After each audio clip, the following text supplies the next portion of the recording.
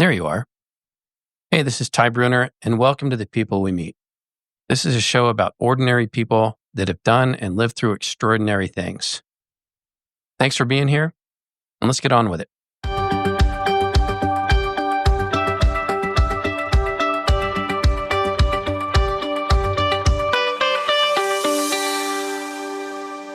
Today, I'm sitting out in Medical Lake, Washington, talking with my friend Chris Muñoz, who works with me on the department. We've worked together for several years now, and we're going to have a little chit chat about some of the things that we've encountered during our time on the job.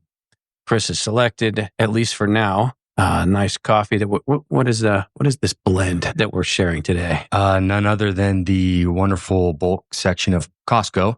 I don't remember what it's called. I know it's a big bag and it's cheaper than the other ones. Well, it came out real nice. Well, thank you.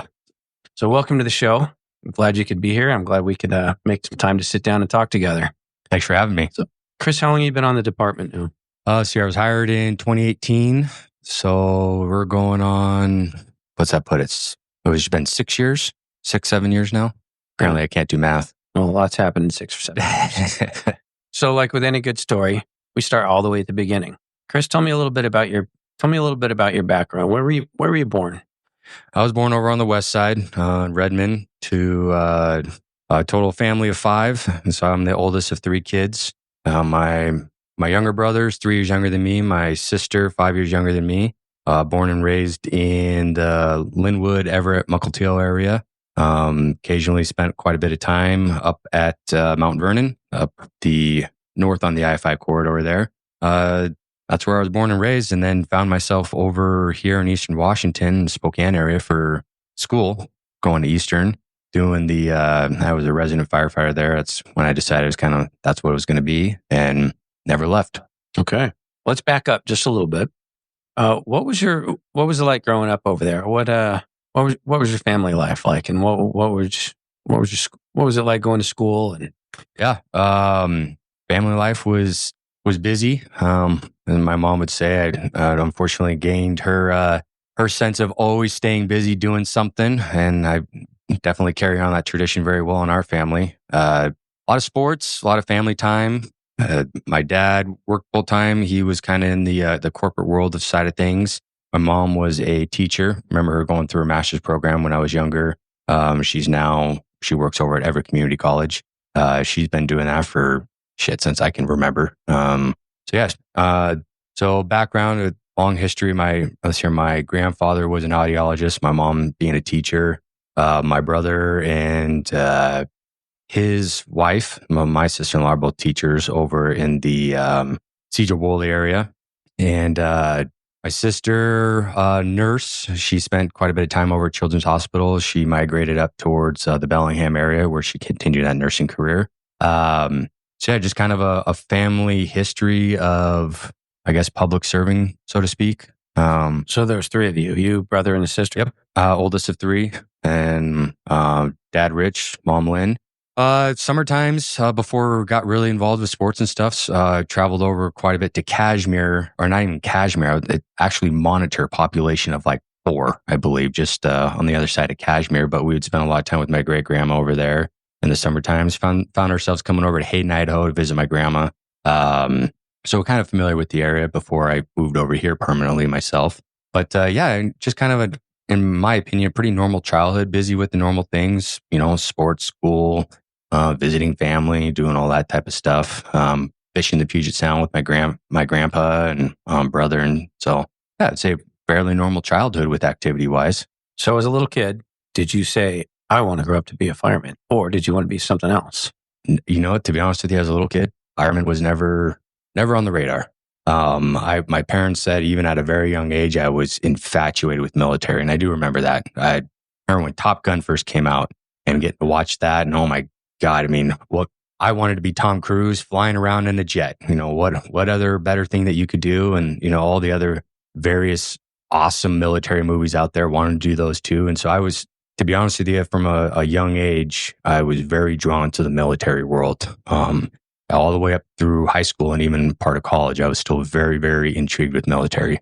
you weren't going to be happy unless you were going Mach 3 with your hair on fire. Exactly. Well, you weren't the only one. I was very influenced by Top Gun. Some of the other military movies that I saw when I was a kid, Uncommon Valor was one. I don't know if you saw that one. It was probably a little before your time. Probably. But yeah, it's very, very similar. So at what point did you become interested in the fire service? Was it when you were out in Cheney? No, actually, in high school and doing the famous SATs, was never a good standardized test taker. In fact, very horrible at it. So according to my SAT scores, I didn't really stand a chance in college. Yeah, pretty funny considering you have to take a standardized test to get in the fire service and whatnot. So that's kind of when I realized that military was kind of starting to become more of a reality for me. So at that point, yeah, I do remember 2001, I was a freshman in high school, World Trade Center, and going from class to class, watching this thing and the amount of rage that I had and wanting to do something about it. I was angry about, I knew there was all these people that had died. We had been attacked. And that didn't sit well with me. And I remember coming home and telling my mom that, I'm signing up. I'm going to go do something about that. And she looked at me and she said, well, they're well on their way. And, so that was kind of, I think, the big catalyst for me was I thought for sure I was joining the military at that point. Did you have a branch selected? Preference? I wanted to do something that was going to require extra of me. I don't know what branch I was. I looked at Marines. I looked at Navy. I was really intrigued by the Special Forces or something that required specialized training. And my reasoning for that is I wanted to be with a group of people, if I was going to join, that you weren't just there just to get some of the enticements that maybe the military offers, but you were there because you wanted to be there and you were there for the guy next to you on either side. And you knew what that mission was going to be. And so that I talked to a lot of the recruiters. And so I wanted that level of intensity. That was, again, my parents would say that I've been that way since I was little, just a pretty intense personality at times. Very type A, if you will. But there's something about it. Your jump roping experience that seemed like kind of yeah. So before this is talking about to speak to my level of intensity. I had kindergarten. We went to PE class and had to jump rope for the first time. Well, I'd never jumped rope, and I was horrible. Couldn't even get like one time around, and I was so upset over that, pissed. And this is me in kindergarten. And I came home because I think we had PE like in 2 days or something like that. Again, I told my mom, I said, I have to be able to jump rope when we get back. The goal is to get to 100. So they cut me a piece of rope, tied 2 knots on the end of it. And I spent the entire evening that night learning how to jump rope. And I didn't stop until I got to 100. You were going to get through. I was going to get it. I was not going back unless I could get 100. I wasn't waiting for the next week. The week after that, it was going to happen the next time I was there. And I've been that way ever since. To me, and even as a kid, it was like, well, if I'm not good at it, I just identified I'm not good at it. So now it's time to get good at it. And I'm going to spend my time and energy. Which is interesting because especially at that age, when somebody decides they're not good at it, they just don't do it as opposed to going out and attacking it and getting after it. Yeah. Except for standardized testing. For some reason, it could not overcome that one. But kind of going back to that story though, is, I really wanted to do military, and I told my parents my senior year, it's happening. No ifs, ands, or buts. I'm signing up. And I remember I was sitting in the office going through, I think I was looking at a Marines page at that point. And my dad walked in and shut the door and said, "Hey, I got to talk with you."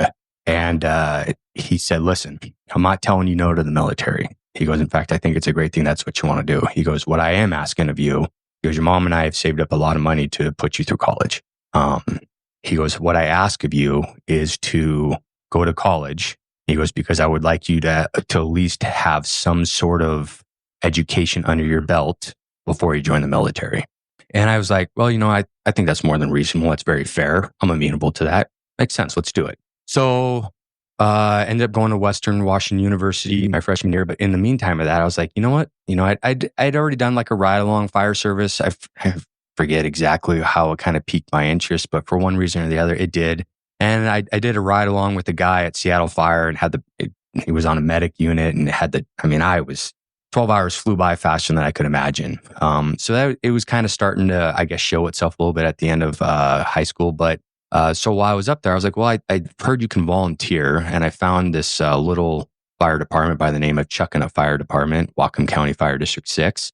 And my freshman year, 18 years old, I asked if I could join. There was a training night, signed, did all the stuff, went to the requirements for that. And then next thing you know, I'm in Volunteer Fire Academy. And I thought, hey, this is kind of cool.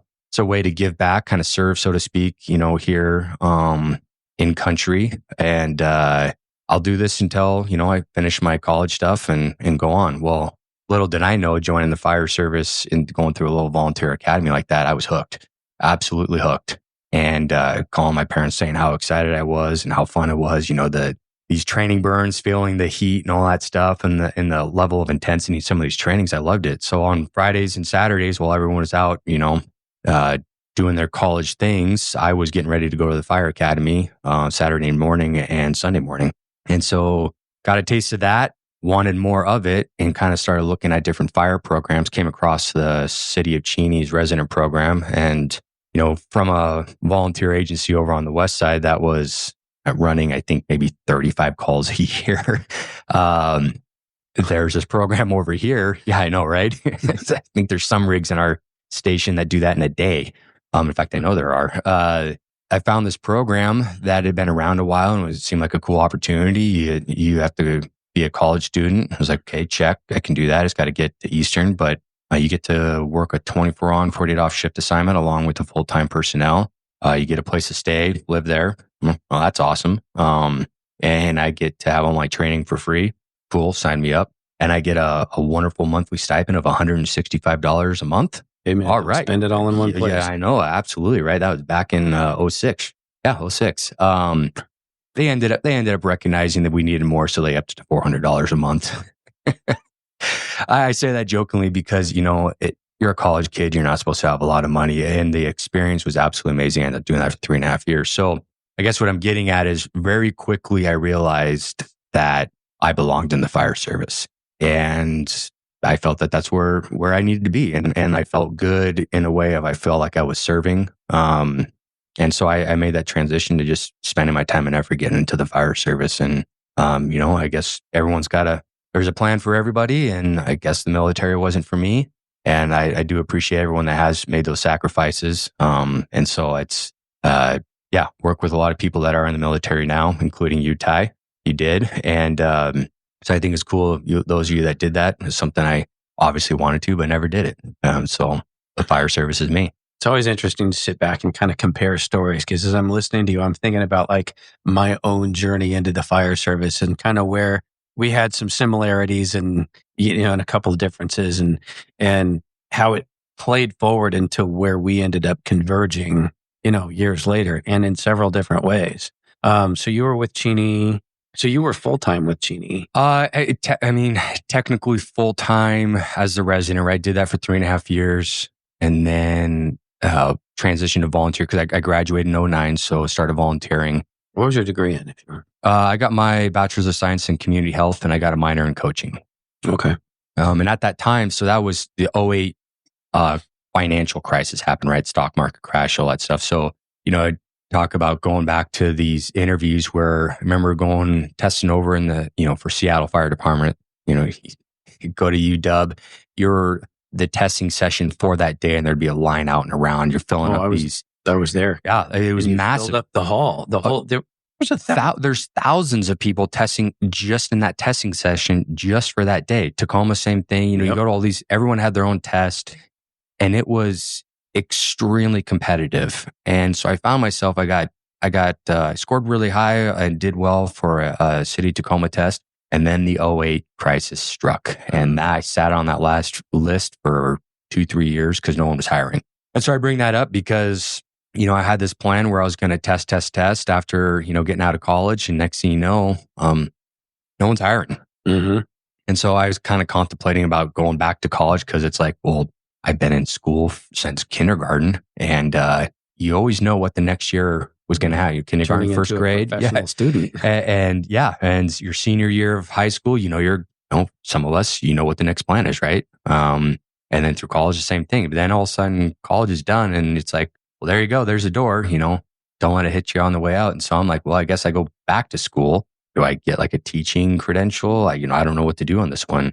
Got a summer job, or not even a summer job. I got a full-time job, went through that. And, over here, got a job for, working with AMR eventually, started part-time, went full-time there, and just waited. And Cheney finally started hiring. And that was 2011, 12 was when that process started.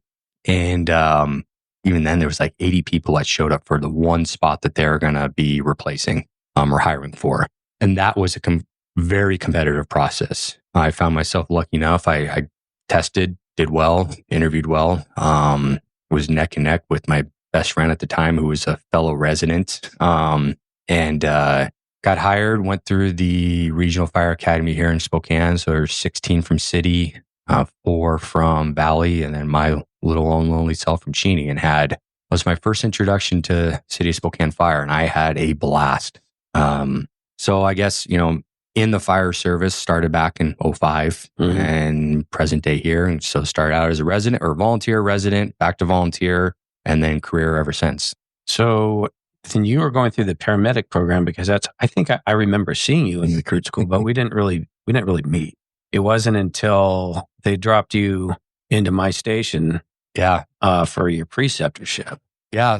So came on as an advanced EMT. I went through the EMT basic, did the advanced EMT, and being a medic was something that was always on my radar. I don't know, just something about, I was very fortunate to see some phenomenal medics working. And this was, again, back in 06, 07, 08, 9, 10, and there were some incredible medics that worked in this area. And some of them ended up being my partners at AMR. And that's when I knew, I was like, I seen what they could or couldn't do, especially the really good ones. I was like, I think that's really cool. You've got a lot that you can, there's a lot you can do for someone out in the field that we deal with. And I wanted to do that. I wanted to have that capability. So I was trying to kind of position myself. There are some ways, budgeting and, a small department, everything like that. Long story short, we ended up, through some grants and some other financial means, we were able to send one person, and that person ended up being me. And went through the INHS. Funny story. When I got hired full time with Cheney, I was supposed to start the first day of paramedic school that Monday, and I got the job offer for the city of Cheney on Friday. And so I had kind of let INHS know what was happening, but I said, hey, I'm not going to be in class on Monday. And they said, well, we hope you apply, again. And so, fast forward a handful of years, and I applied for the paramedic program, went through, and boy, that was intense. Very, very intense. I remember people talking about that, and you don't really know what that's like until you're going through it. So again, fast forward, and I remember making a phone call to a good buddy of ours, Casey, and I saying, hey, I'm looking for someone. I'm done with clinicals. I need an internship. I had all these, great ideas. I was going to go to these places where there's all this, intense traumas, and I was like, but the reality of it is that my son had just been born. My wife was working full time. That wasn't going to happen. Not a chance.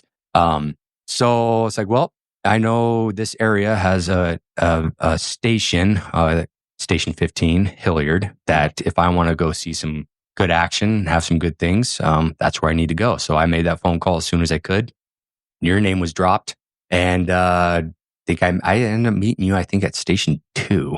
I think you were working that day because you said, why don't you come on in? Because you had probationaries coming through, and you're the officer, the crew at that time, and the medic. So you're going to have a lot on your plate, and then maybe bringing on a medic intern that really you never met before. We gave it a go, and I think we hit it off right on the first day. And so that was kind of that was my other good introduction into the city of Spokane. And man, we had a great time. Yep. Those were good shifts, and you fit right in. And I remember thinking, as your internship was wrapping up, or your preceptorship was wrapping up, I was like, I don't really want to see this kid go. I kind of like him. I remember you asking, and I said, nope. I just want to be done, and I want to go back to Cheney and just do what I need to do, and take care of things there. But yeah, I was having a great time. And then it's kind of like, you know what?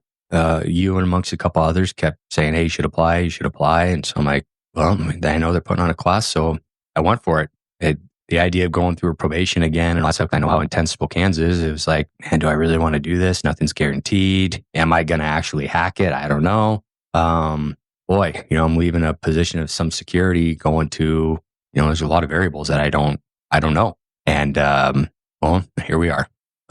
Well, and here we are. And our paths have converged several times since then. And one of those, which, was kind of the genesis for this episode, are some of the things that we encounter on the job that they're not the bright spots. Nope. They're not the enjoyable parts of sitting around the table or being first in at a working fire or, the great save that you just got. They're the things that carry with you. Yep. And for a lot of guys, and a lot of firefighters, a lot of fire service personnel, they carry these things with them, sometimes for the better, sometimes for the better and sometimes for the worse. And I say sometimes for the better because we've learned a lot about how to deal with those things over the years. Sure. And I think that you explained it quite nicely the other day when we first started talking about this. You compared it to the fuels that we face, the fuels that we encounter on working fires. Refresh me a little bit because I thought that was very well put. Yeah. So I think some guys have heard me talk about this in some of our AARs and after action reviews. Yeah, after action reviews. Thank you, Ty. For those that don't know what that is, but one of the things I talked about, it kind of was able to relate to is going through the history of the fire service. One of the things we talk about is our fuel loads and the intensity of the fires and how fighting fires today has changed from what it was. And a lot of those is the modern versus legacy. It was a study done by, I can't. It was the NIST Governor's Island Thank you. Study. And one of the things that they said, okay, well, here was the legacy fire. These are the types of fuels. Here's what kind of was happening. So they do a side by side. And the legacy fuels, right? So you're talking like your wools, your 100% cottons versus today's fuels. That blanket that used to be grandma's, knitted wool blanket is now a petroleum-based microfiber, very, very comfortable. Don't get me wrong there, but they light off very quickly, very fast. Same with the sofas, the beds, you name it, Christmas trees.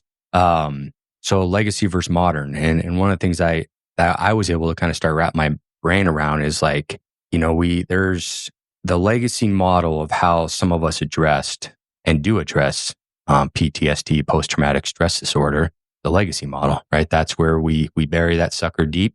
You have maybe maybe a hard day, maybe 2 breakfast beers. We don't talk about it. You call your buddy, you send him a text. You good? Yep. You good? Yep. And you move on.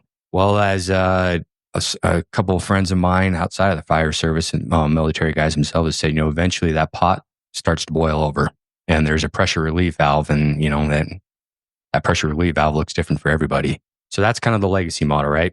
The modern model that as we are learning more about PTSD is like, hey, listen, there's a lot of science that's going behind the physiological and physical changes our body are going through. And the best way to deal with some of this stuff, especially with the volume in which we are seeing these things today, is we got to start addressing it head on. Yeah, you can't suppress this stuff anymore because eventually it's going to boil over. And I think quite a few of us have either seen it or experienced it themselves. I know I have. Make no mistake about that.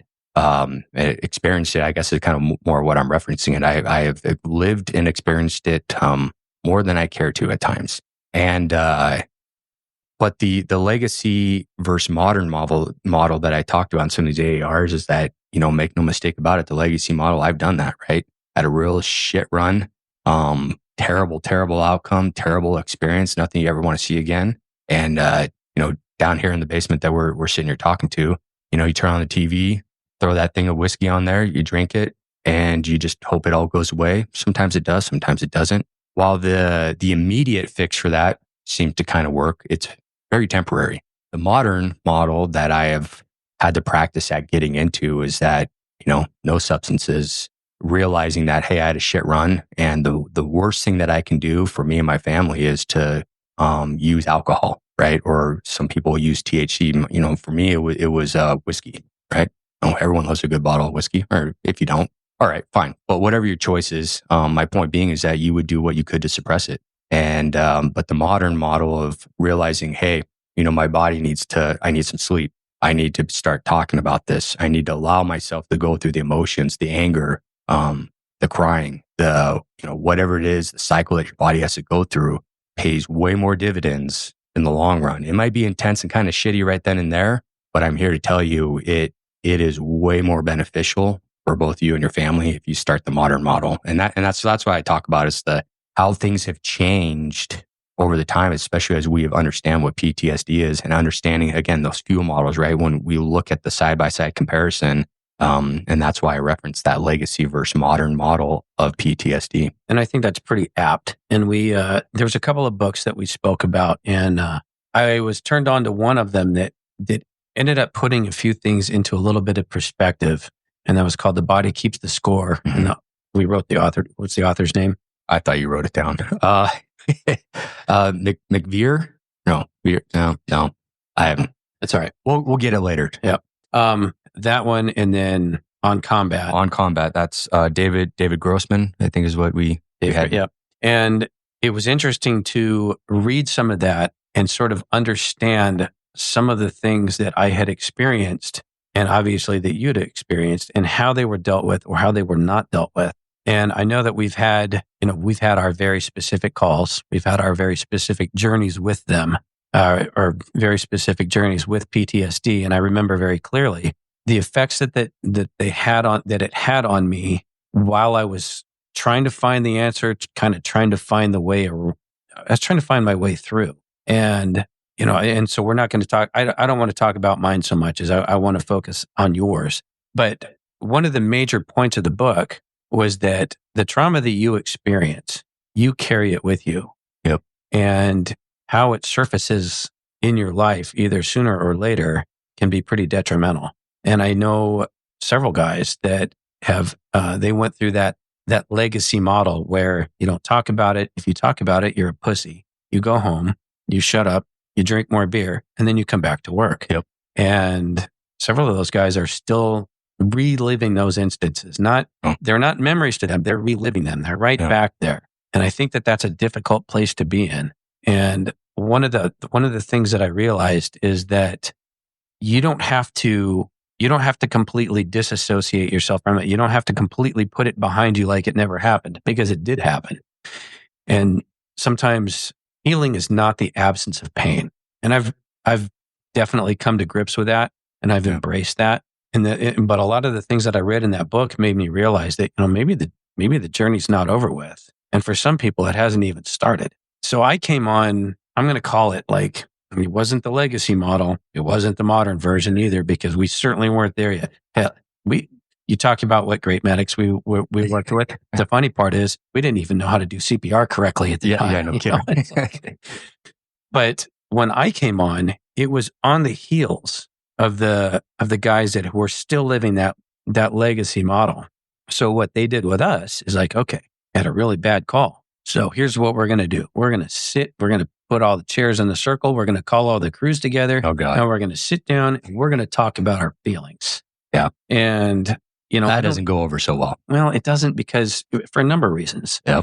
Because they called it, there was decompression and there was critical incident stress management debriefing. And I get the spirit behind it. I don't fault anybody for the effort that was put into it and for the attempt that was made to deal with it. I just don't think that as the firefighters we were then, we weren't ready for it, because the legacy model was still too fresh. Because you got those chairs in a circle, you put everybody in a seat, and nobody said shit. A lot of times, if the therapy was done, it was done, kind of behind closed doors, kind of like what we're doing right now. And I remember addressing some of those and thinking, well, that really didn't help very much. Yeah. Strangely enough, there's no, you can have a perfectly horrendous call and it'll be very affected by that. But strangely to me, I remember very early on in my career being very profoundly affected by some calls that were not that horrendous, but left a deep impression on me. And I'll share this one with you because it was early on. It was one of the first full arrests that I'd worked. And it was a gentleman he was probably early 80s.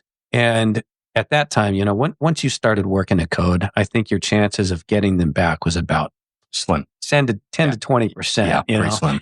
And we're sitting there working on this guy, and I'm looking around the house, and I see his pictures on the wall. I see his family pictures of when he was young, his military years. He was an Army guy. But the thing that struck me as we're sitting there working him was that he had just gotten his haircut like that day. And that the thing that impacted me was that I can see him sitting there in the barber chair that day, getting his haircut, not knowing that he was going to die that night. Yeah. And that has forever made me sad. And, it was just one of those early memories that I will never forget that. Yep. Lots of things have happened since then. Some have resulted in, quite the journey of, like what we were talking about earlier, the anger and the grief and erupting over little things or taking shit out on your family that they don't have any idea where that shit just came from. Yeah. Well, they have a hard time understanding that and the communication aspect, learning how to communicate to them. Like I think a lot of us want to pride ourselves on, even though you just got your dick kicked in, running 5 calls after midnight, you think you still can come home the next day, that morning, and function like a normal person. And who knows what you saw or did that day? Maybe nothing, maybe a lot. You don't know. But regardless, you're exhausted. And whether we recognize it or not, a lot of us, I would say, come to work and we feel pretty good, calm, or at least we feel calm. But if you were to hook up everyone, just take a baseline set of vitals, coffee aside, everyone's blood pressure is elevated, everyone's heart rate's slightly elevated, their respiratory rate's slightly elevated, everyone's in a ready state, whether we realize it or not. Our body physiologically knows that when the tones drop, that could be the call that we've been training for. And when you do that for 24 hours, 48 hours, 72 hours, you're exhausted, whether you realize or not. So when you come home, whether we feel, because again, our threshold is different, and you realize, you're like, I'm going to do all the chores. I'm going to be 100% fully present for this thing. No, you're not. Nope. And when you don't, not everyone understands that, and not everyone accepts that. And that there lies part of the struggle, right? So do I tell my family I'm absolutely, my goose is cooked. I cannot, I'm checked out. Are they going to accept that? I signed up for this. These are the things that have gone through my head. I signed up for this. Why should I drag my family into this? I have no right to do that. I have no right to inflict what I endured yesterday or the day before. I have no right to inflict that on them. I didn't have a full appreciation for that because the first 10 years that I was on the job, I was single. If I had a shitty night, I just go home and went to bed. If I was in a bad mood, the only one that heard about it was my dog. Yeah. She didn't care. She just stayed out of kicking distance, right? No, I'm just kidding. Well, no, I mean, just like you don't, it's like one of those deals. You don't know what you don't know. Right. But it wasn't until I had a family that I realized, plus I was older then too, a little bit, but, I'm aggravated by stupid shit or, something tipped me over that wouldn't have otherwise, or I don't have the patience to deal with something that normally I would have. No, it's, we're talking about all these weird little nuances, and again, kind of dabbling back in that legacy model of PTSD, listening to a lot of these stories and the evolution of PTSD when, what they call some of the soldiers, all the way back from like the Civil War and World War I, they studied that, and some of the syndromes that they used to call it shell shock and things like that, right? They didn't understand what that was, and go through World War II, Vietnam, and really up until I would say really our most recent war over in the Middle East, our veterans coming back and everything like that, they started to realize we might need to look into this more because this isn't just shell shock, this isn't just substance abuse. So there's something to this, but I guess what I'm getting at with that is that here you and I are talking about we're exhausted when we have these outbursts of angers, but I think a lot of people think about PTSD and they think, oh, it's the guy that's always drinking himself into oblivion, or the gal that is just, a raging bitch or whatever it is. And it's like, well, or not even that. I think maybe it's the gal that is just, always into substances, the guy that's drunker than snot, and beating his wife waking up in night sweats. And it's like, that's not those. And while those are there, those are very extreme examples of it, and but something definitely to not discredit. but the things that we talk about, these little telltale signs of the behavior outbursts, not being able to sleep, the nuances that a lot of us realize that maybe this isn't quite right, but maybe I'm just not being tough enough. Those are the types of things that are the signs and symptoms of PTSD. And that is because our bodies, whether we like it or not, are changing. And I sat in on a pre-conference 2 years ago or something like that. And this was kind of like my big aha moment. And that was, they talked about the amygdala in the front of our brain where it controls a lot of our emotions, things like that. The quote, typical person, theirs is about, or I guess at the beginning of our career, ours is for most people about the size of an almond. Well, after about 20 years of what we see and endure, that is now the size of a walnut. And that is our body adapting to what we are seeing because we are trained to, people call us when there's a problem, we're supposed to go in there and fix it. Emotions aside, it's now to be objective. We got to get this done. And then the kicker is when that's done, what do? We pack up our stuff, we clean it up. Doesn't matter how much blood or what, you are ready for the next call because that's what the public pays us for, right? That is our job in the fire service, is to be ready for these things. And when you deal with it, you're ready for the next one all the way until your shift is done. And when you hear a psychologist or these other people come in and speak to the fact that, do you guys realize, and this was another big moment in the same conference that I finally clicked for me, is like, you guys are seeing shit in a day that most people, in fact, the vast majority of people will never see in their lifetime. And then you come back a second shift and do it all over again. And I quote, yeah, you guys are going to be fucked up and you guys need to recognize that.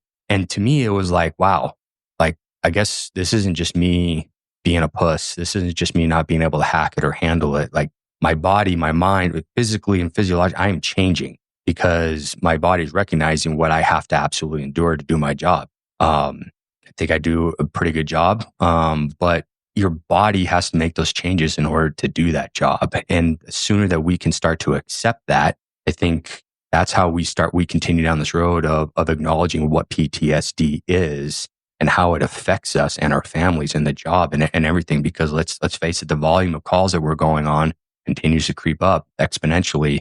And with that, we're going to get more calls, which means more exposure, which means more incidents of PTSD. And around we go. We compared some of those incidents to a back injury. Yeah. We go through our careers and we do our utmost to scramble the wiring of our brain based on the shitty things that we see and do. Yeah. We also do the very best that we can to jack up our necks and spinal columns by the loads that we carry, the shit that we wear on our heads and our backs. Yep. And it's not the heavy load it's not always the heavy load that screws your back up. It's when you bend over to tie your shoe that all of a sudden your back's locked up. How'd you hurt your back? I bent over and tied my shoe. That's what did it. No, that's not what did it. Great story. Yeah. You did it long before that. Well, it's the same thing, with what we're talking about now. It wasn't just the wrong person that asked me the wrong question on the wrong day. Yeah. It was all of the things that took place prior to that. So you have to, it's like you have to put as much effort into keeping the wiring in your brain straight as you do maintaining your core strength, flexibility, and all that kind of stuff to keep your back straight. It's an excellent point because again, these are injuries. We're going to get hurt on the job, and I forget what the percentage is, but I was sitting and listening to this, but they said, it was a significant percentage of you, and they're pointing as firefighters, in your career in the fire service, X amount of you will sustain a surgical orthopedic injury. No ifs, ands, or buts, it's going to happen. And that comes with our job. But what we didn't really talk about was there's going to be a significant portion of you that is going to sustain a mental injury. And that comes with the job. And I think most of us are accepting that we're going to get physically hurt. And it's like, I'll heal. I'll go through that, right? There's surgeries, there's physical therapy, I just won't do that anymore. There's ways to navigate those physical injuries. Well, it's no different with a psychological injury, PTSD.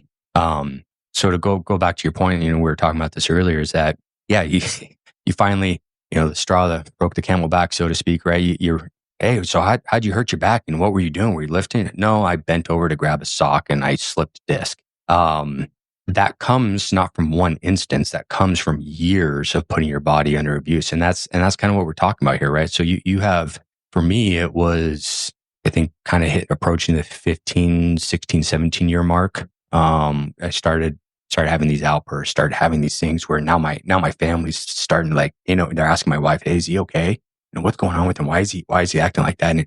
And to her defense, she didn't really quite know. I mean, we talked, she's been with me from day one, and we're going on 20 years being together here, and she's seen a lot. She's dealt with a lot. But what I'm getting at is that, like, that physical injury, the slipping the disc, right, over time, over those years, it's going to be that one thing maybe that you have no idea that all of a sudden drums up all of these other instances, these calls, these exposures that we're talking about, and you snap. Yep. And it wasn't just that one call. But we have to recognize and give ourselves some grace that we are seeing stuff that no one else. And that's why we're able to sit about and joke the way we do, is because we understand what we're talking about. We understand and can acknowledge each other. That's why we say, we have the type on that we do in the fire service. Go ahead. Interesting. They were in the book, in The Body Keeps a Score. They talked about veterans, like World War II veterans that came back, or Vietnam veterans, that they had never really overcome any of the things that they had seen or ended up having to do. They stuffed it down inside. They didn't talk about it. Yep. And as a result of that, they didn't really move on. They were stuck in the past. But interestingly, when they all came together and sat down at the table, that is exactly what they talked about. Yep. And it was almost like many of them came alive when they started reliving those things. I think the author talks about the author was brought in. They gave him, I think it was a coffee mug. They gave him something because they felt he was one of them. Yes. And that's why I think a lot of us are able to, you get in the right setting, right? You can talk to the guy that maybe you ran that call with, right? Because they're one of you. They understand. You feel safe with that. He was an outsider until they gave him some piece of memorabilia to basically validate him within their circle.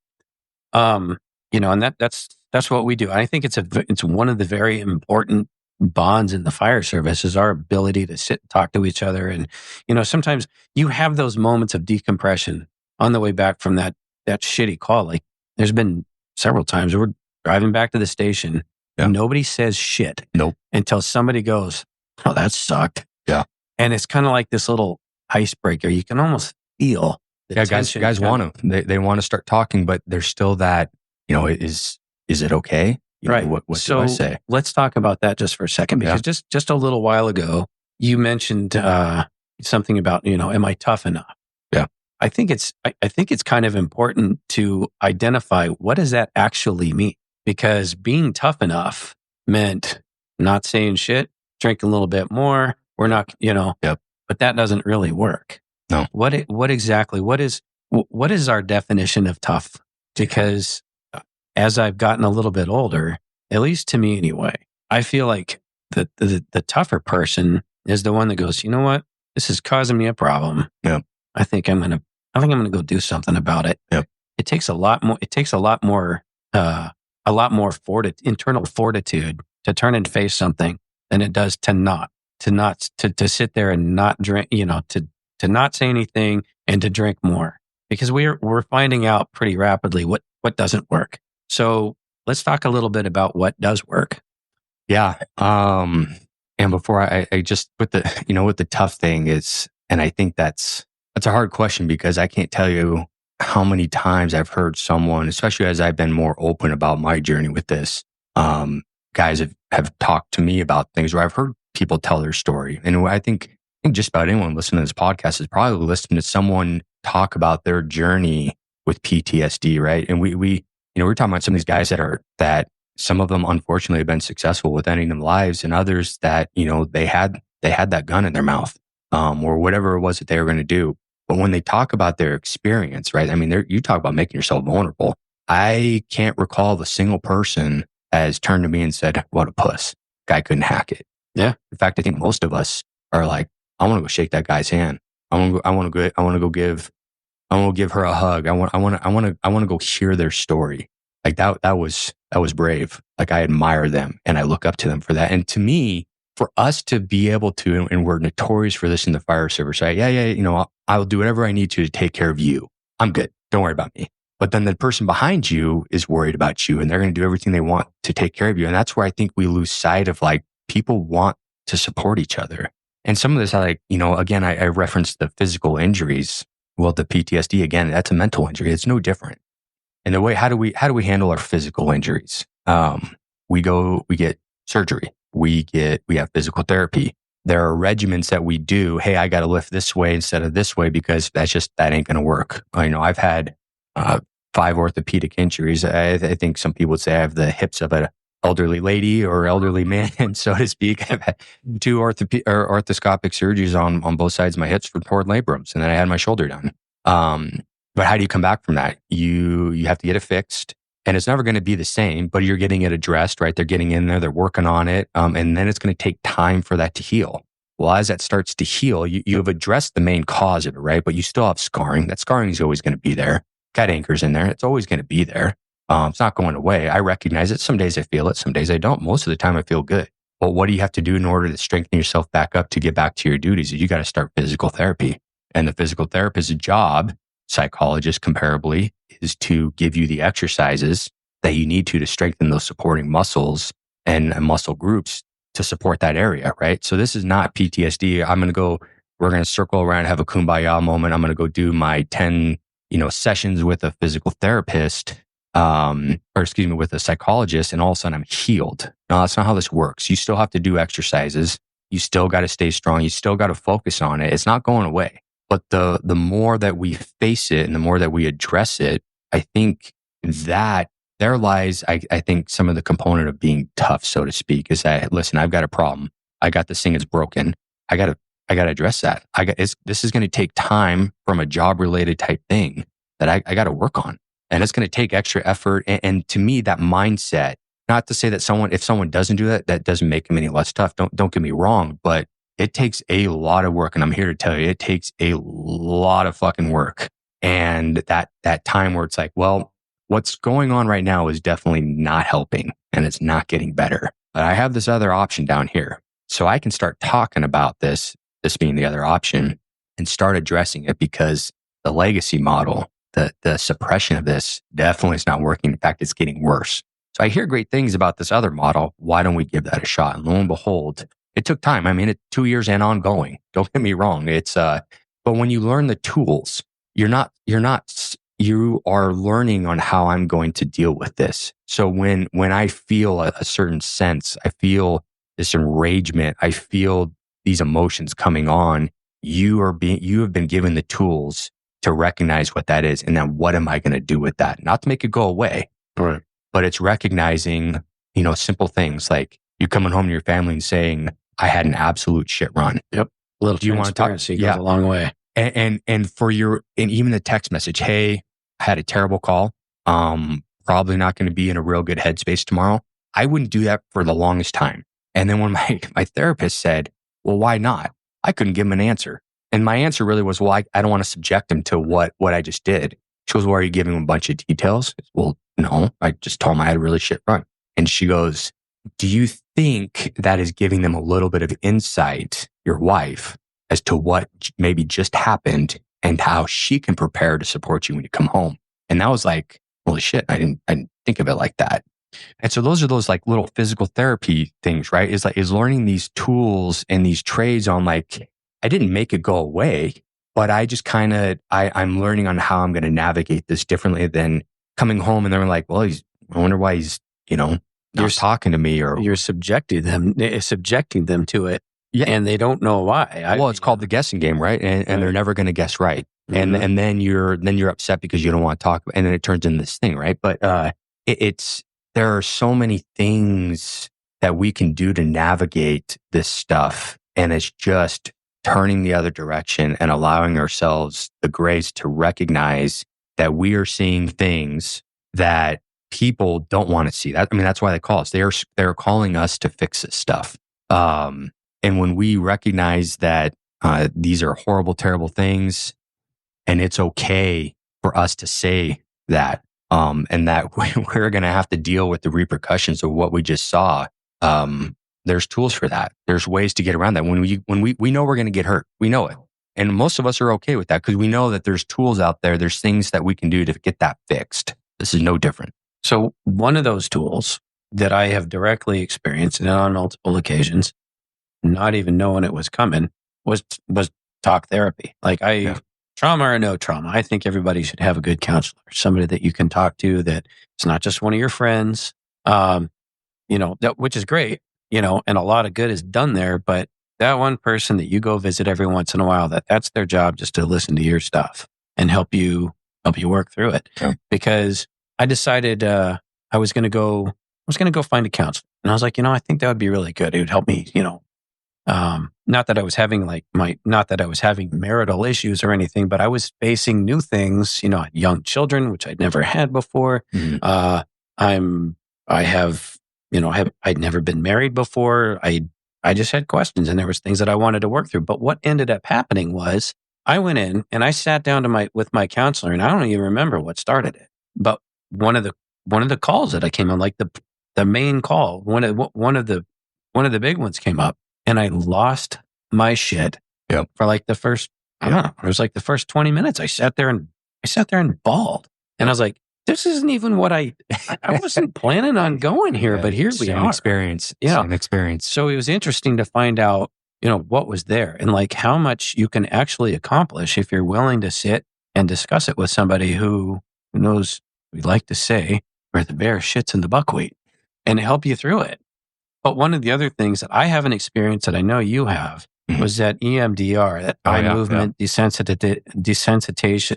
Say it, help me through this. Eye movement desensitization. You're doing great. Keep going. Eye movement desensitization and reprocessing therapy. I knew you could do it. Thank you. EMDR. So that's one of the forms of treatment that I've utilized, and I got to tell you, I absolutely love it. In fact, again, it's a tool, right? It works for me, may not work for everybody else. It's just like there's other tools out there. The EMDR was interesting, and it's for those that are not aware, is essentially there's this light bar, right? And then I got the privilege of getting to pick my own color. Then changes from day to day sometimes, but one of the first things you had to do is get this the grounding, so to speak. So essentially, to try and make sure that you're able to process through this thing.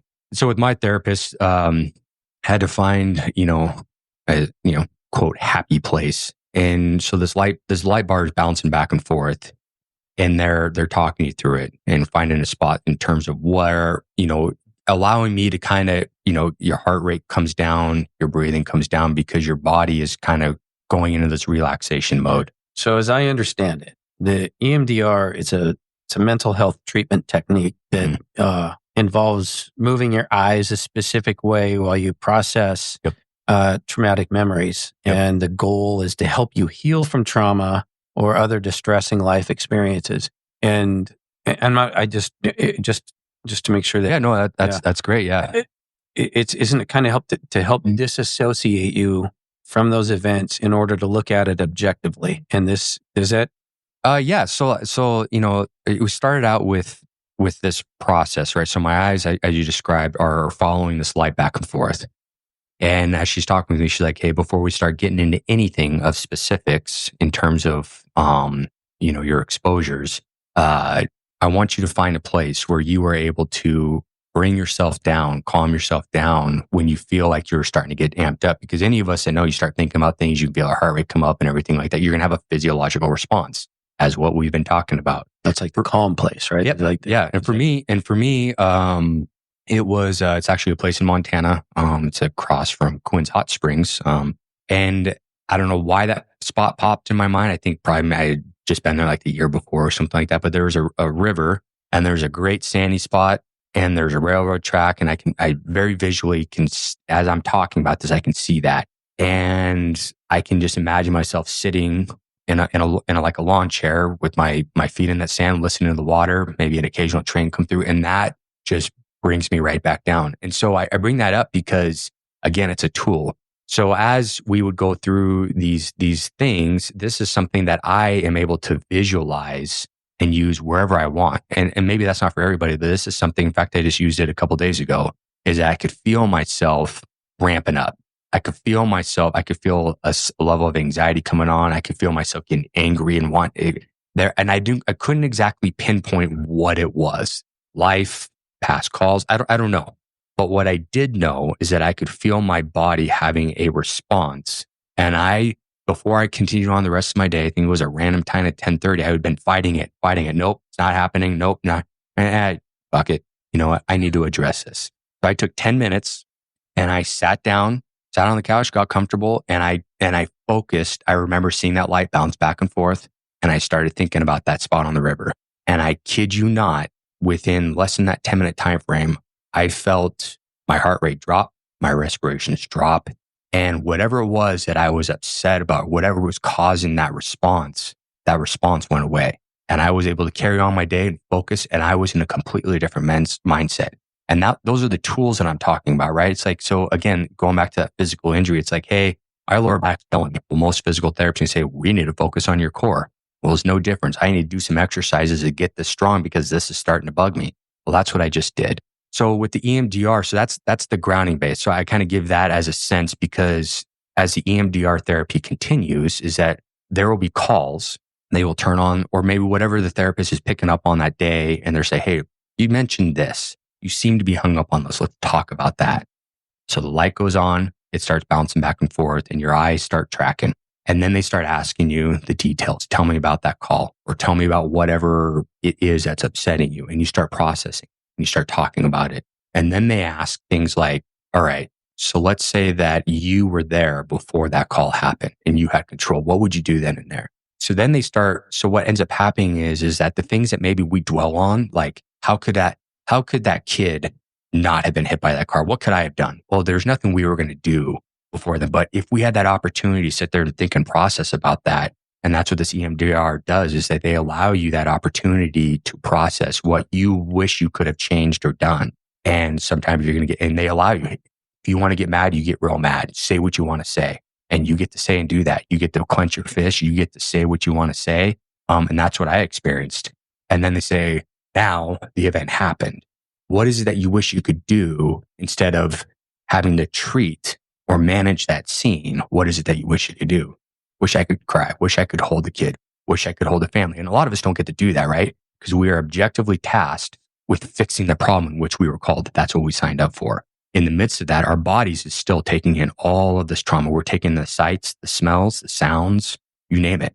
It's all happening right there. And that's where they say, like, you walk in, you smell something, and all of a sudden all these memories start coming back, right? Or the car drives by, or you drive by that intersection, all these things. It's because your mind took all that in, but it never was able to process it. So EMDR is one of those techniques that allows your body to process what you don't even realize that you just took in. And that's where that rest comes in, allowing your body to go through those motions, the physical therapy, so that you are ready to handle the next one. It's not going to make it go away. It's not going to all of a sudden bulletproof you, but it allows your body to process what it needs to process so that you are apt, you are able, we are prepared better for our job to handle the next one. Not to make things go away. I can't emphasize that enough, is that these things are not, again, if you break something, you break your arm, it's broken. We got to fix it. It's not going to get unbroke. You don't unsee things. You don't unsee things. But if you allow your body to heal the way you would allow your body to heal a broken arm, that's how we get through these things. And every individual is going to go on their journey. I am by no means, as I said before, 15, 16, 17 years before I finally accepted that. But if there's one thing that I can change, is that if I can tell my story and say the thing, hey, learn from my mistakes. That's what we talk about, right? In the fire service, police, military, it's like, learn from guys who pick up books, they research, learn from these mistakes, right? These are things that we, blood, sweat, and tears. Don't let our brothers and sisters, those that have died, don't do it in vain, right? Let's learn from these things. Let's listen to each other. I think I could very confidently say the vast majority of people that I've come across, if their buckle fell down, you're going to pick them back up. And if they're going to fall down because of something like PTSD, they're going to be lending out a hand. We all will do that. So we have to accept and realize that maybe it's us that fell down. Absolutely. It's a known fact that healthcare providers in just about any capacity are really good at taking care of other people. Not always so good at taking care of taking care of ourselves. And, this discussion on PTSD and trauma, it doesn't extend, it's not just for the fire service. I mean, it's, police officers, firefighters, nurses, doctors, teachers, and it's not exclusive to any one profession. And it can be anything, the things that you're dealing with now, or the things that you're still carrying around with you from your childhood. Oh yeah. Yeah, it's interesting because we're all going to respond differently. And you mentioned nurses, and the first thing that's popped in my head is like, so my sister worked at Children's Hospital in Seattle, and so I really wanted to go check out, the Children's Hospital, and may or may not also hoping to bump into Russell Wilson at the time when he was going to be strolling through there. Absolutely zero motivation for that, but I want to see where she worked. She was proud of it, and she wanted to show me, and I'm like, yeah, absolutely. I've taken you come into the fire stations. Why not? I lasted all of about 5 minutes, and I looked at her. I said, I got to get the hell out of here. I couldn't handle it. And I bring that up because I think there's a lot of emphasis on police, fire, military with PTSD. But what about our doctors? What about our nurses? What about the people that are listening to us? The psychology. I mean, they're all taking that in too. Well, we go out on the streets and we pick people up out of the street and bring them to the hospital. All of our neighboring agencies are doing the exact same thing. And where are they ending up? Yeah, where's the rally point for all of these people? The hospitals. Yeah. And they are coming in pretty much the same shape we found them.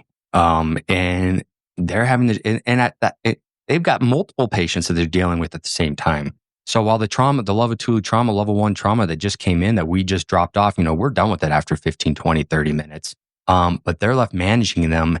And then they've got the other patients that were there for the last couple hours that they too are also dealing with. And so I bring that stuff up because it's like, I couldn't even last 5 minutes inside of a pediatric hospital where you hear these nurses and doctors doing this stuff day in and day out, 12 hours plus a day. Yeah. And I'm like, but the funny part, you listen to them like, we couldn't do what you do, and I'm like, I couldn't do what you do. That's what I had that same discussion with my veterinarian. Yeah. Because I can't see animals hurt and sick and dying. And she said the exact same thing. Cause I said, I couldn't do this. She goes, well, I can't do what you do for the same reason. And again, I find that interesting because essentially we're all in the same exact boat. We really are. And it's just recognizing that sometimes, we want to help everyone around us, but recognizing like they also want to help you and that's okay. And so like, when the opportunity presents, and I found this to be a great opportunity because it's like, you don't know who's listening and you don't know where they're at, but maybe if I just put myself out there, here's where I'm at. Maybe that saves one of our own. Maybe that changes the trajectory of what that individual is going with and what maybe their families may or may not be enduring. And so if I'm allowed the opportunity to help in that aspect, sign me up. I'll do it. So at the kitchen table again, I think most people that worked with me, I sometimes I talk, sometimes I don't, but I remind myself, you don't know who's listening. And if you have the opportunity to talk about something, right? We ask the guys about, hey, so tell us about that fire, right? And someone's telling the story and their lessons learned and everything like that. And someone gleans something off of that, right? And they go to that next call like, hey, I remember so-and-so talking about that. We should look, lo and behold, it worked. Why should this be any different? If I talked about, I used to suppress it all. I used to, use alcohol to deal with those things. And not to say that what's wrong with having a beer? You had a hard day. Like, I'm not saying there's anything wrong with that. And all of a sudden I'm a changed man or anything like that. But, there's healthy ways to do it. And so it's like, if we allow ourselves the opportunity to be just a little bit vulnerable, maybe that vulnerability is the toughness that we've been talking about. And so, because if I have to put myself out there and talk about like what we're talking about right now, but I save someone's life because they realize that maybe there is hope and they're not alone. Yep. I'll do it every single time. Absolutely. Hey man, you said that very well. I cannot thank you enough for being willing to share, being transparent, being a little bit vulnerable. Oh yeah. And sharing your story. To give it context, I have never been to the point of suicidal ideations. I have not been to the point of the, being scooped up off the floor or the road, in the gutter, drunker than a skunk. I have not been there, but I've had, gatherings where family did not understand why I was in such a bad mood. Why is he so grumpy? Why is he being an asshole? Why is he firing off like that? On and on and on. And for the life of me, I didn't know either. Couldn't tell you. What I did know is that there were certain things that seemed to kind of, fire me up. Would I drink more than I should have? Absolutely. Absolutely. I'm embarrassed about it. Absolutely embarrassed about it. But what are you supposed to do, right? It's like you kind of know, you hear about it. You know that there's something not right, but you're like, I got it. I can't let anyone know that I'm now slipping. Mm-hmm. I've got it. I know where the mistake is. I'm not going to do that again. Well, you made the mistake again. And around and around and around we go. And then it becomes this vicious cycle. Now you're upset with yourself for doing this stuff, right? To be honest, talking about this stuff is like, well, again, I never experienced suicidal ideations. There were times where it's like, would my family's life be easier if they didn't have to deal with this shit? If they didn't have to deal with me coming home tired, exhausted, grumpy, angry, me having to have several days to process what the hell I just went through. But I said that to a therapist and she goes, do you think that's really what they would want? I go, I don't know. And she goes, that's you. You're a human. And you not being around there, you are their world. And she started talking me through it. And I can't remember all the words, but it clicked with me because it's like, and she said something to me like, you might be afforded the opportunity. Like, I don't know, my son's 8 years old. I don't know what he might go through when he gets older. Mm-hmm. But if I have something I can relate back to him on, hey, bud, I've been there before. I know what you're talking about. Mm-hmm. Here I am. Here is my vulnerability. That takes a lot. And it's been very challenging. And I got choked up there just talking about that. But it's like, for those that are listening and stuff, it's like, I promise you, you're not alone. I've got a very good friend of ours that he was there. He had the gun in his mouth, and his kids, his 2 boys, are godchildren. But if you ask him how long ago that was, but there was things that he couldn't forgive himself over. But he finally got to the point where he could, and he has spoken to that time and time again. And I look back on that, and like now I have the opportunity to be a part of him and his family's life. But if he would have acted that out, carried through on that, I wouldn't be talking about him. Yeah. And so it's like, I guess that's the toughness that you brought up. It's like, hey, while I'm not sitting here trying to pretend I'm some, macho tough guy, it's like, but if I can put myself out there and ends up helping something out, I'll do it. Like I said, I'll do it over and over and over again. It sucks. This is not easy, but it's worth it. Yeah, absolutely. Yeah, if it was easy, everybody'd be doing it. Well, I think it's just that the more we normalize it, the more we make it okay to talk about, I think the easier it gets. Well, and they call it the normalization of deviance. Yeah. And, I think that whole legacy model is the normalization of deviance. Yeah. And that's where we were. And this is where we're headed now. And, I think it's thanks to guys like you that send an awful lot more of us in the right direction. Well, and this is where I slip back a little bit. It's like, I'm not doing anything special. I'm just carrying on the example of someone that I've heard and set that example for me. And I'm just like, oh, okay, I'll do the same thing because I know what it did for me. Right. And if I'm going to say, you should think about doing that, well, I might as well, put my money where my mouth is, not do as I say, not as I do. Right. It's so, it's good. And this is the other selfish component of this is part of my healing too, is the more I can talk about it, the more I can quote, normalize it, allows me to process those things and then really like reflect back on. It's like, okay, what's going on today? But it's, it's a daily thing you have to check in with yourself on and realize. And I think for the most part, people probably have no idea, on the things that I've had to deal with. And that's okay. But if someone were to ask, I'll be open and honest with them. Yeah. Won't ever shy away from it. Yep. Well, hey, thank you again. Yeah. It's been a privilege to sit here and talk with you. Oh, well, thank you. This is a privilege. I was actually, the vast array of the emotions of it were, pretty excited, but then there was definitely a level of like, oh shit. I could feel some of the stuff coming up and like, all right, do we talk about, what do we talk about? Here we go. And I want to talk about that. Nope. You got to talk about it, man. Like, you don't know who's listening. You could help, so it's time to take that breath and here we go. And here it is. And as we get into it, it's a little bit easier, a little bit easier, a little bit easier. And that's my goal, is hopefully over time, hopefully I can talk about this stuff without getting choked up, but probably not. I think that's a pretty normal, and what I've been told, pretty normal to start, getting choked up, crying a little bit when you have to relive something because, holy shit. Yeah. It's pretty bad. So it's, that's all good stuff. Absolutely. Well, like you said, I go back and reiterate the main lesson that I learned is that, healing isn't necessarily the absence of pain. It just lives somewhere else now. And I'm okay with that. And yeah. And just like we said, and I hammered it pretty good. It's just being given the tools and to handle it, but being okay and acknowledging that what you have to deal with is some heavy shit. Yeah. Again, I think the more that people recognize and understand that, like, we are seeing shit in a day. I mean, really think about that. We see shit in a day that people will never see in their lifetime. Never see it. Never experience it. And it's not just all blood and gore. Mm-hmm.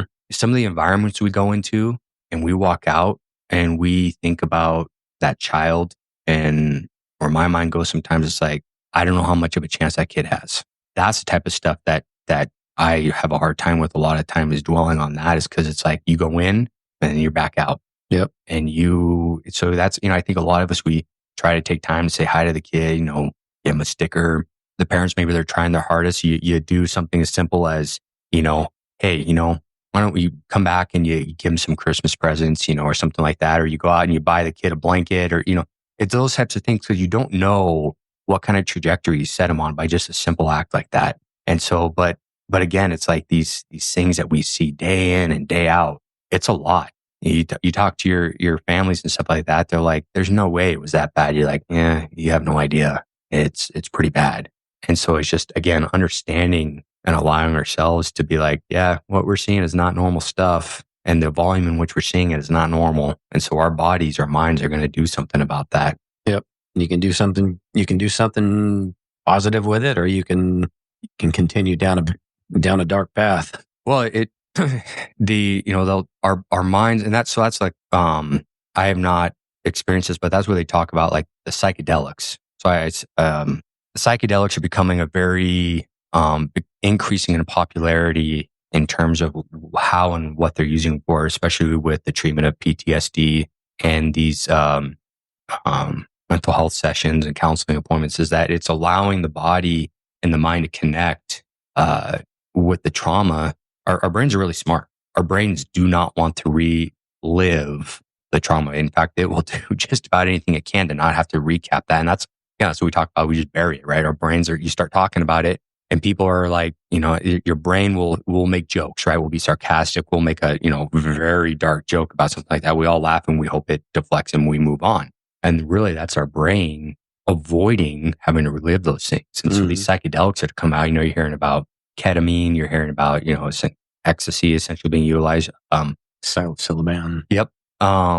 Because it's allowing your brain to connect with the emotions and process those things, so that people can continue on their healing. And I forget I think the Goop. I forget the name of there's a series on I think it's Netflix. I'm trying to think of it, but it was interesting, and I forget what psychedelic they used, but you had this individual, it was a veteran, deployed several times. We've tried taking his life several times. Legitimate attempts. And this guy tries this treatment, and he takes a psychedelic. It's under the, guidance of a licensed therapist, and it's a measured dose, and they go through this thing, and you're watching him, and he is reliving the entire thing and processing it. He is crying. He's angry. And he's going through everything.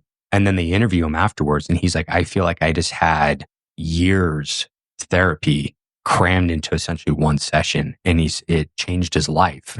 Now, not to say he was just all of a sudden just woke up, reborn and a completely, new human, but he was able to actually process and handle those things.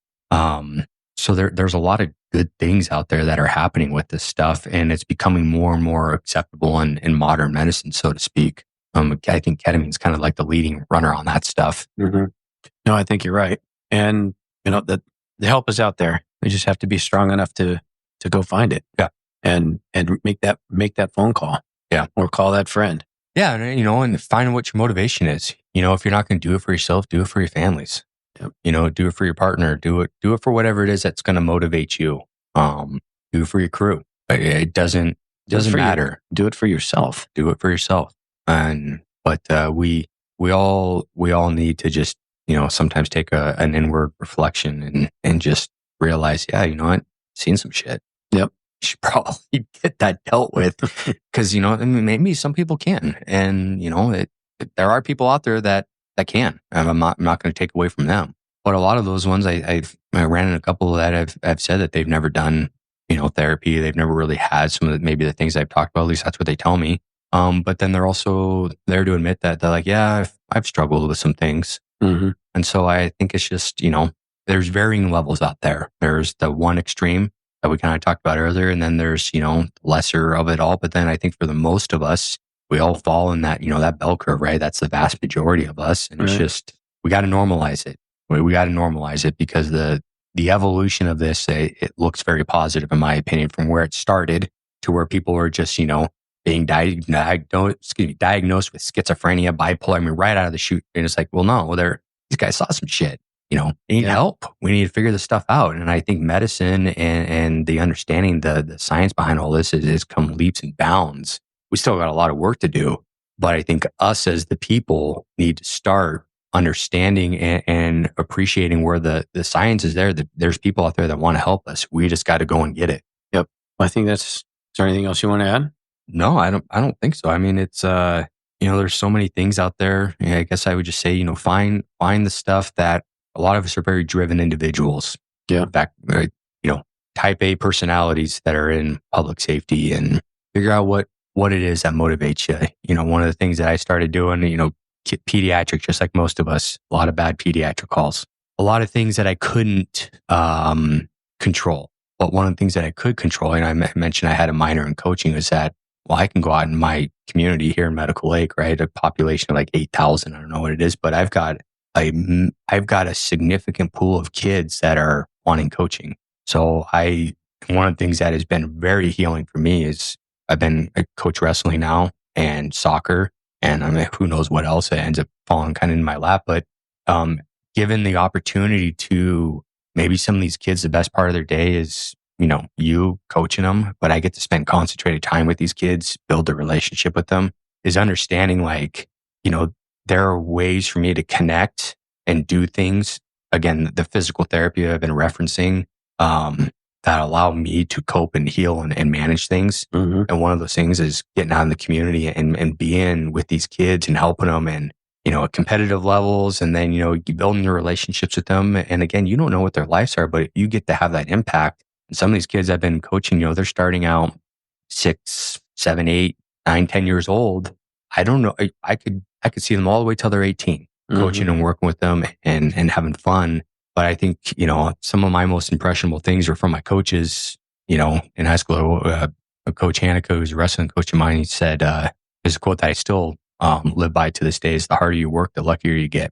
And as I realized like how much of an impression of a coach, as a high school wrestling coach, right? I mean, that's 20 years ago, but a dumb quote like that, right? The something like wrestling, the intensity, those types of things, and how that has played a part of my life. And I reflect, I still have a relationship. I still talk to them.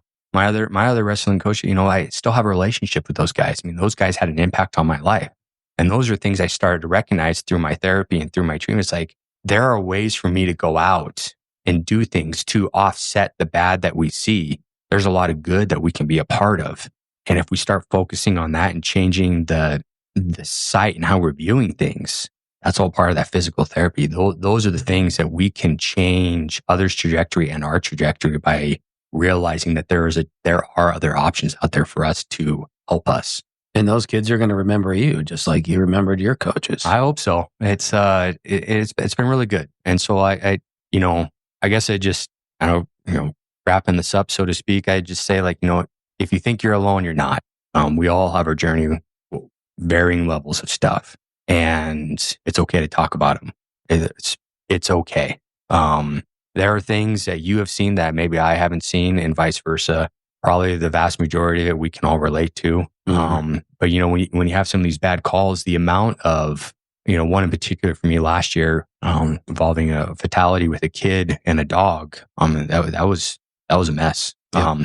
But the amount of people that reached out to me, before I even got home, I think my phone overheated with the amount of text messages that I had received and phone calls. So the support is there. Mm-hmm. And I allowed those people to support me. I actually did what everyone had said. I took the time. I rested. I communicated. And I'm here to tell you, it made a hell of a difference. So just, you're not alone. Find the tools that you need, because that's what this is. This is nothing but physical therapy, but for your mental injuries. And just communicate, reach out to people. Call me. If you got my number, give me a call. I'm more than happy to listen to you. Shoot me a text. I don't care. Reach out to Ty. But it's okay. If we all bind together as a team, this is how we get through this. This is how we normalize this so that we can be stronger and better for the next generation of fire, police, military that comes through. Because as I forget who the therapist's name is, but this is one of the things that, in fact, I'm glad I remember this one. I really wish I knew her name, but this is one of those other things that resonated with me, is that, and this is how you talk to type A first responders. She goes, you had two options. One is you can unpack your shit. The second option is your kid can unpack your shit. So if you're to walk away from anything like that, it's like, I think most of us would rather take ownership for our own stuff. And I sure as hell am not going to have my kid have to deal with all this, whatever, however that resonates with you, that's how it resonates with you. But for me, it was like, I'm going to work on myself so that my son has a better version of me. Well said. So, thank you, sir. Yep. Appreciate it. Well, that's our show for today. And I'd like to thank you for being here.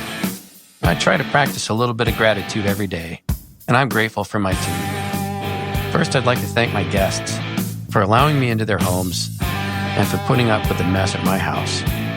Next, I'd like to thank my main man, J-Mac at Studio 42 for his audio prowess. A lot of guys want him to be in their gang because he's pretty good with the bow staff, but I appreciate him editing my material. And next, I'd like to thank Heather at Ravenous Raven Design for my kick-ass website.